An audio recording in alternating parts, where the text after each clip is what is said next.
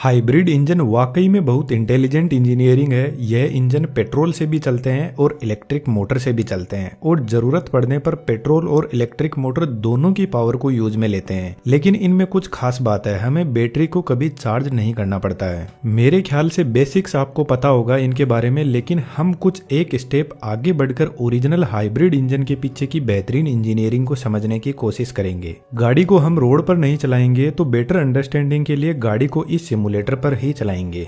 लेकिन थोड़ी सी सुविधा के लिए हाइब्रिड कार से पहले माइल्ड हाइब्रिड कार को समझ लेते हैं। माइल्ड हाइब्रिड कार का इंजन कुछ इस टाइप का होता है, जहां पर गाड़ी का अल्टरनेटर लगता है उस जगह पर integrated starter generator, in short ISG लगा रहता है। यह मशीन मोटर और जनरेटर की तरह काम कर सकती है और एफिशिएंसी इसके अल्टरनेटर से ज्यादा होती है। इन इंजन की खास बात है, इनमें स्टार्टर मोटर नहीं होती है, क्योंकि ISG ही गाड़ी को स्टार्ट करता है। जब इंजन स्टार्ट होता है तो 12 वोल्ट बैटरी ISG को सप्लाई देती है और ISG डायरेक्ट बेल्ट के थ्रू क्रैंक शाफ्ट से जुड़ा रहता है और इस टाइम एक मोटर की तरह काम कर रहा है और इंजन को स्टार्ट करता है। यहाँ पर गाड़ी बहुत स्मूथली स्टार्ट होती है बेल्ट सिस्टम की वजह से। जब गाड़ी चलना शुरू करती है तो साइड में लगी लिथियम आयन बैटरी का पैक ISG को पावर सप्लाई करता है और ISG इंजन को गाड़ी की स्पीड बढ़ाने में हेल्प करता है। इससे इंजन की एफिशिएंसी बढ़ती है और फ्यूल कंजम्पशन भी कम होता है। जब गाड़ी स्पीड में होती है और हम एक्सीलेटर को कम करते हैं या फिर ब्रेक लगाते हैं, तो इस कंडीशन में टायर से इंजन की तरफ एनर्जी ट्रांसफर हो रही है, जिसको रीजनरेटिव ब्रेकिंग बोलते हैं। इस कंडीशन में ISG जनरेटर की तरह काम करेगा और बैटरी को रिचार्ज करने लगेगा।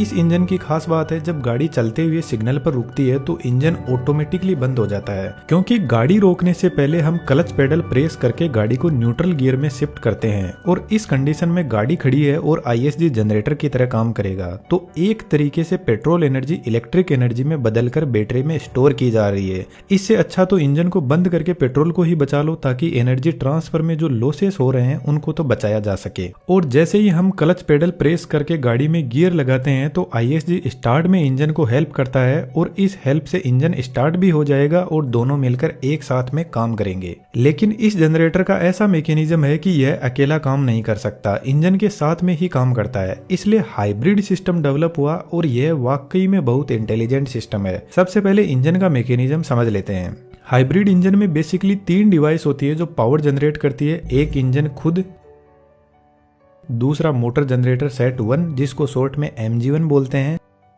और थर्ड मोटर जनरेटर 2।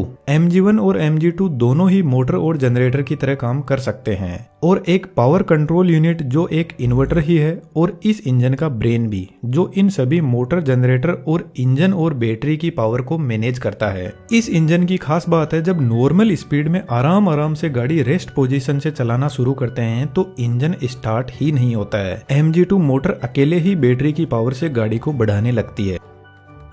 यहाँ पर एक बहुत ही जबरदस्त डिवाइस लगी रहती है जिसको पावर स्प्लिट डिवाइस बोलते हैं। बेसिकली यह एक प्लेनेटरी गियर सिस्टम ही है और यही इन तीनों की पावर को मैनेज करता है। बेसिकली यह इस इंजन का हार्ट होता है, तो इसको समझे बिना इस इंजन को समझ पाना पॉसिबल ही नहीं है।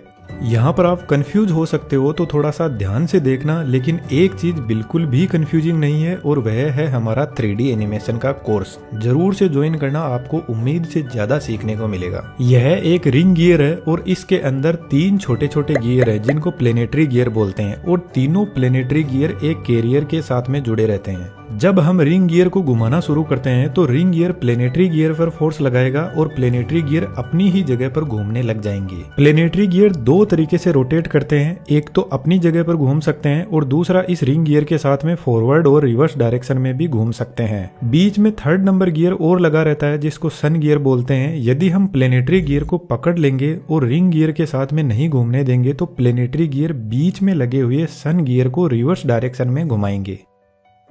यदि अपने इंजन पर वापस चलें और देखें कि MG2 जब अकेला ही गाड़ी को फोर्स लगाता है तो इस बीच वाले गियर के थ्रू रिंग गियर भी घूमने लगता है और आप देखोगे प्लेनेटरी गियर डायरेक्ट इंजन के शाफ्ट से जुड़ा हुआ है। और इंजन तो फिलहाल बंद है, तो इंजन प्लेनेटरी गियर को सन गियर के साथ में घूमने देगा नहीं, सिर्फ अपनी जगह पर ही प्लेनेटरी गियर रोटेट करेंगे और सन गियर को रिवर्स डायरेक्शन में घुमाने लगेंगे। और सन गियर MG1 से जुड़ा हुआ है, तो MG1 भी रिवर्स डायरेक्शन में रोटेट करेगा, लेकिन एकदम फ्रीली रोटेट करेगा, ना ही मोटर और ना ही जनरेटर। अब मान लो आपने एकदम से एक्सीलेटर पर पैर रख दिया, तो MG2 इतना पावरफुल नहीं है कि अकेला ही गाड़ी को स्पोर्ट्स कार बना दे। इसको इंजन के सपोर्ट की जरूरत पड़ती है और इस कंडीशन में इंजन को स्टार्ट किया जाता है। इंजन को स्टार्ट करने के लिए इसमें कोई स्टार्टर मोटर नहीं होती है, तो इंजन को सिर्फ और सिर्फ MG1 ही स्टार्ट कर सकता है, क्योंकि यही डायरेक्ट इंजन की शाफ्ट से जुड़ा हुआ है। तो MG1 को भी बैटरी से पावर दी जाती है इंजन को स्टार्ट करने के लिए। और अब तक जो MG1 रिवर्स डायरेक्शन में रोटेट कर रहा था, अपनी डायरेक्शन बदलेगा।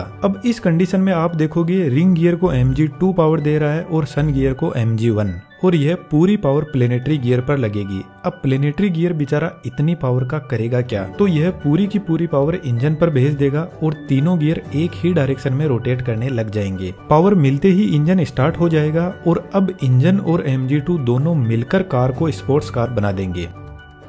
लेकिन जैसे ही हम कार को डी एक्सीलरेट करते हैं या गाड़ी ढलान में चल रही होती है तो इंजन बंद हो जाता है और अब इस कंडीशन में वापस टायर से पावर मिलेगी, तो MG2 जनरेटर की तरह काम करने लगेगा और बैटरी को रिचार्ज करेगा, जिसको रीजनरेटिव ब्रेकिंग बोलते हैं।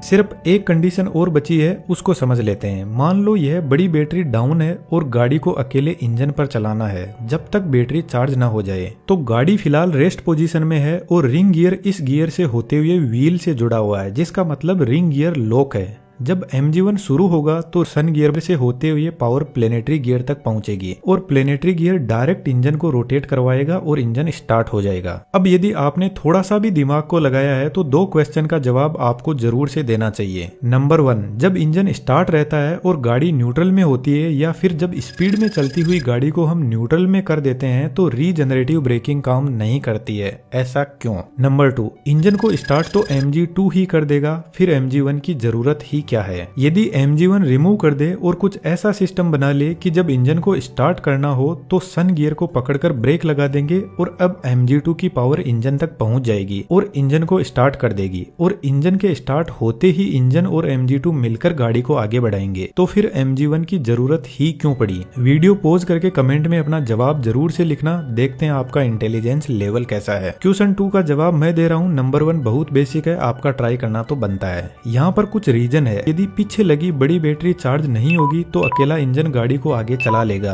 लेकिन यदि यह छोटी बैटरी चार्ज नहीं होगी तो गाड़ी स्टार्ट ही नहीं होगी। तो इस बैटरी का चार्ज होना बहुत जरूरी है, और जब इंजन और MG2 दोनों मिलकर गाड़ी को रन करते हैं तो उस कंडीशन में MG1 जनरेटर की तरह काम करता है और बैटरी को भी चार्ज करता है और MG2 को भी इलेक्ट्रिकली सपोर्ट करता है, ताकि MG2 पर ज्यादा लोड ना पड़े और गाड़ी के जितने भी फंक्शंस है उनको रन करवाता है। तो मेरे ख्याल से आपको हाइब्रिड इंजन की रियल पावर समझ आई होगी। यदि आप भी ऐसा एनिमेशन सीखना चाहते हैं तो हमारे 3D एनिमेशन के कोर्स को ज्वाइन कर सकते हैं, डिटेल्स डिस्क्रिप्शन में अवेलेबल है। आपके सपोर्ट की हमें सख्त जरूरत है, आप चैनल को ज्वाइन करके हमें सपोर्ट जरूर से कीजिएगा ताकि हम ऐसे बेहतरीन वीडियोस पर इन फ्यूचर कंटिन्यू काम कर सके। आपका कीमती टाइम हमें देने के लिए बहुत बहुत धन्यवाद।